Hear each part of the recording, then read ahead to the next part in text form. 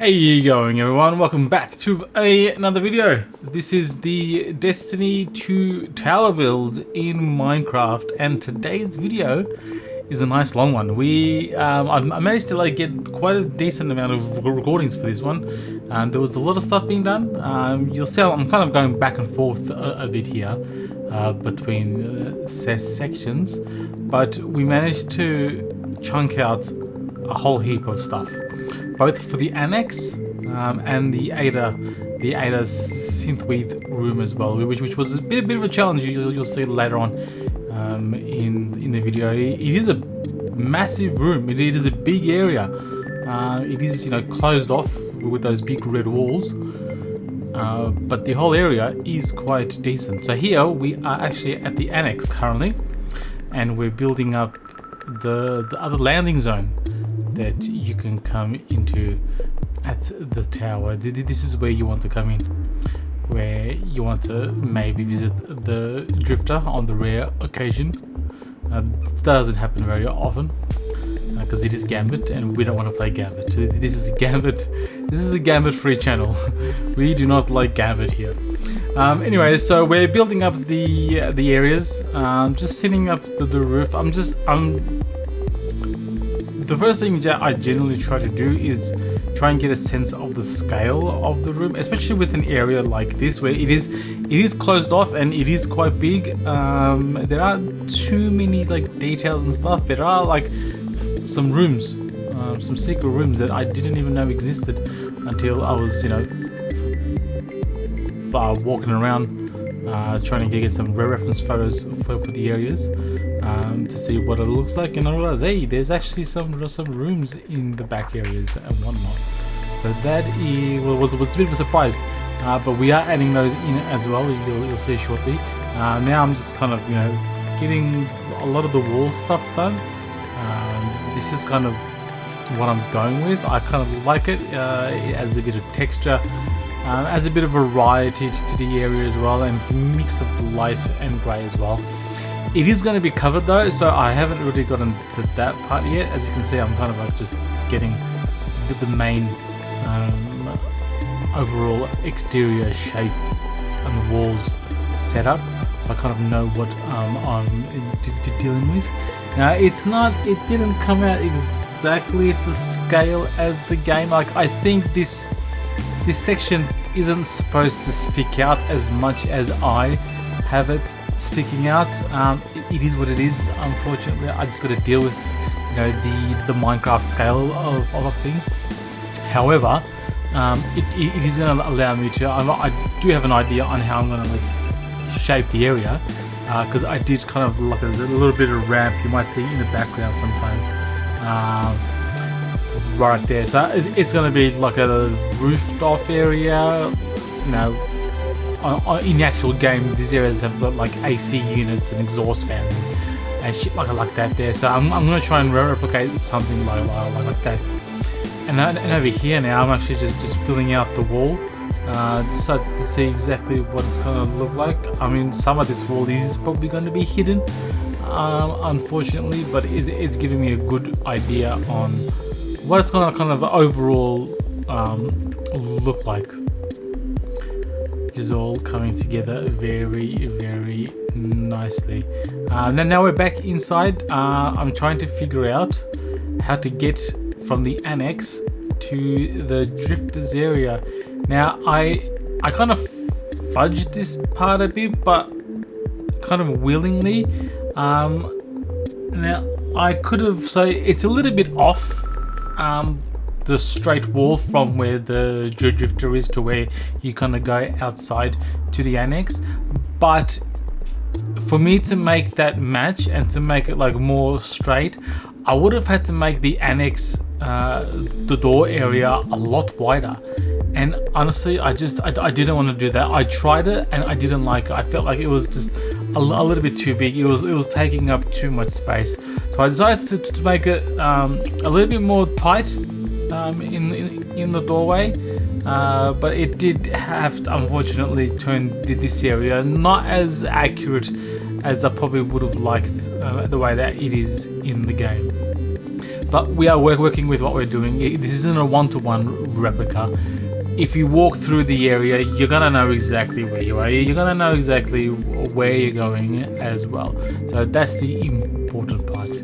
We're kind of just sealing off this area a little bit as well. I gotta try and figure out to put some lights up in this area because it is going to be all covered. There's not going to be any natural light coming through.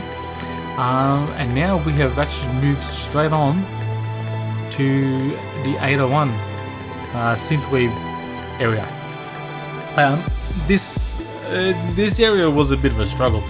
You'll see I'm going to be doing a lot of building here, and I'm going to be doing a lot of demolition as well, because a lot of this area I did have to kind of redo. It was a lot of work, a little bit of trial and error, and that's why I kept this section in as well, so you guys can actually see the progress that I generally go on when I'm kind of building an area like this.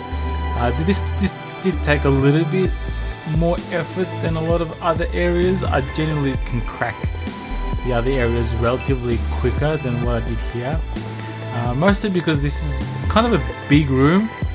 There are a few things going on that don't really fit in the Minecraft shape thing, like those bloom things that they got. The white, they got like white curtains and stuff hanging around.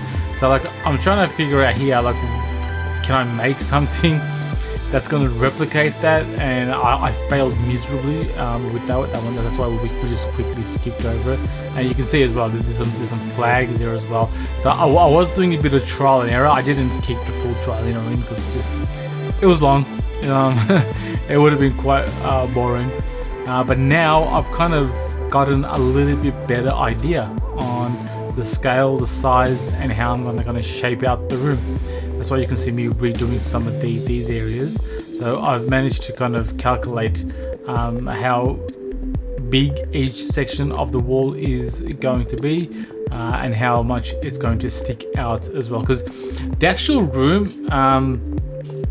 if you go in the game, it's like a massive warehouse. It is a massive warehouse, but the actual area that you can walk around is covered with those red kind of, it's almost like temporary fencing. It's almost like temporary red fencing. You can actually see through it as well, like the gaps and stuff. You can kind of see how big the actual warehouse that I'm talking about is. So I'm trying to like replicate that thing there. And over here I kind of realized maybe this is a little bit too big, because the room itself it looks big, but the whole bloom, the blooming, I think it's called the bloom. I think it's called the bloom, or the synthwave, or whatever you want to call it. Ada. I gotta call it Ada's room. But this, the white area where you kind of go and speak with Ada, it looks deceptively big, but it's not as big. So I've kind of just got that down.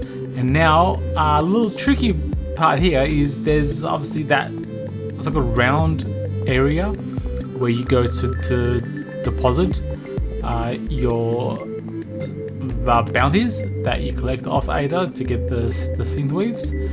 So I'm just kind of shaping that part out right now. It is like a circle. It is a pure circle room. So I'm trying to do something similar. I'm following the Minecraft circle. Yeah, but you can see, it is kind of coming together pretty good. The final product I'm actually very happy with.